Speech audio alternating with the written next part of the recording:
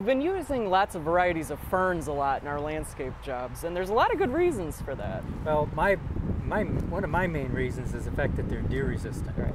You know, of all the deer problems, the deer seem to stay away from the ferns. Right. But you, from a design standpoint, you have a different idea. Yeah, I love the contrast in the texture. You know, they're really fine and kind of wispy, but in a big block of them, they can be stunning. And that can be really nice paired with a bigger leaf or a darker leaf and really pop. If you're fortunate enough to be in an area where you don't have deer, these are great with the hostas with the big leaves. Yeah, Right. and they're consistent. You know, they come up in the spring and you get to see the little fiddleheads, which is neat.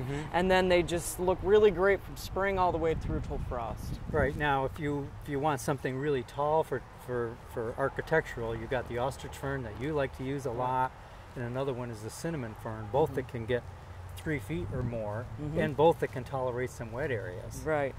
And then we've got some middle-sized ferns here. Like the autumn fern, this is really starting to color up and is really pretty in the fall with a lot of different colors to it.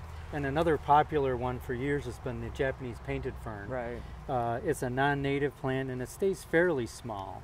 But what they've done with this plant is they've hybridized it with the lady fern, which is here. You know, this happens to be one with a red stem. Yep. Hybridize that with that and to come up with this plant that's called the ghost fern. Right. And the ghost fern takes the best of both worlds, the vigor and all, but with that silvery overcast, which is really nice. Yeah. Okay.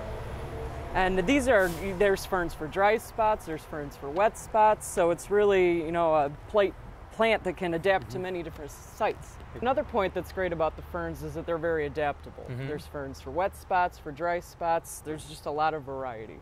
So if you're interested in adding some ferns to your landscape, give us a call.